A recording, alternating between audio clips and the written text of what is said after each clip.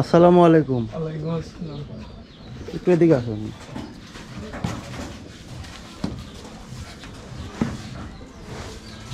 আপনার নাম কি? নাইম শেখ। আপনি কে হন ওর? আমি ওর আম্মু। ওর মা? হ্যাঁ। আচ্ছা, ওর বয়স কত হলো?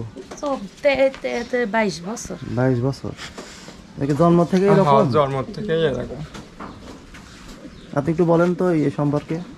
জন্ম থেকে ওইরাম হাঁটতে পারে না, হাতও অসল, ঘরটাও ছিল না পানি। কয় ছেলে মেয়ে আপনার? আমার 3 ছেলে মেয়ে, এক মেয়ে আর 2 ছেলে। ছোট ছেলে ছোট আর এডি বড় ছেলে। চিকিৎসা করার নাই? চিকিৎসা অত ঢাকায় মাকায় লিয়ে যাবার টাকা পয়সা আমারে নাই কো, লিয়ে যায়নি। এমনি এদিক ডাক্তার মাক্তার একটু দেখাইছি নি, আর দেখাইনি। জন্ম থেকে এরকম যারা হয় হয়তো ভালো হয় না, এরকম হ্যাঁ, কিছু বলছিল? এরমকেও মানুষ বলেছিল। আর আমার কোনো টাকা আপনার স্বামী পয়সা কি নেই। কাজ করেন? আমার স্বামী এখন ওইদের রাজমিস্ত্রির জোগালদার। তাই? হ্যাঁ। সংসার ওনার ইনকামের উপরই ডিপেন্ডেন্ট? হ্যাঁ, আমার কোনো জমি জমাও নাই, আমার কিছু নাই, আমার 1.5 কাঠা জায়গা, এইটুকুই। আচ্ছা, তো আপনার এই নাইমকে একটা ঘর করে দেওয়া হয়েছে? হ্যাঁ, নাই। আগে কি আপনি এখানে থাকতেন? হ্যাঁ ভাইয়া, এখানে কি ধরনের ঘর ছিল?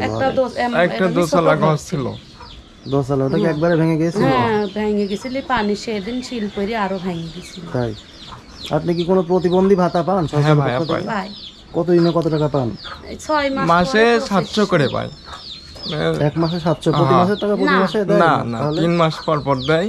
ও ঠিক 4 নাই। মাসও হয়, 5 মাসও হয়। আর এমনিতে পড়াশোনা করা হয় না? না, পড়াশোনা অত করার প্রতিবন্ধীদের টাকা জন্য পয়সা স্কুল আছে? আমাদের নেই। প্রতিবন্ধীদের জন্য স্কুল আছে ওই ওখানে? সেরকম আমরা জানতামও না ওইসব, যে কোন স্কুল আছে দিইনি। না, তারপরে একটু পড়াশোনা করানো দরকার, মানে নিজে স্বাক্ষর করতে পারার মতো তো পড়াশোনা করা দরকার। তো স্বাক্ষর করতে পারে না। আর যেটাই হোক, এখন এখানে একটা ভাঙা ঘর ছিল, ওখানে থাকতো। এখন ঘরটা করে দেওয়া হয়েছে আমাদের পক্ষ থেকে। ঘরটা কমপ্লিট হলো কবে? রবিবার। রোববারে হয়ে গেছে পুরা কম। গত রবিবারে থাকা শুরু করা হয়েছে? হ্যাঁ, ওই হ্যাঁ, থাকা শুরু করে। আচ্ছা, একটু ঘরটা মানে ভিতরে দর্শকদের একটু ঘুরে দেখাই।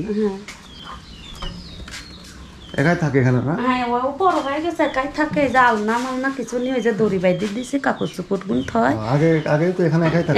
আগেও একাই থাকে, ও এখনো একাই আপনারা থাকে। কোন ঘরে থাকতেন? আমরা ওই ওই পাশে ওই ঘর। থাকি এখন। আর এটা ওইটাও আমার ওই যে গরু ছাগল, ওই যে পাতা খড়ি থইছি বাইরে।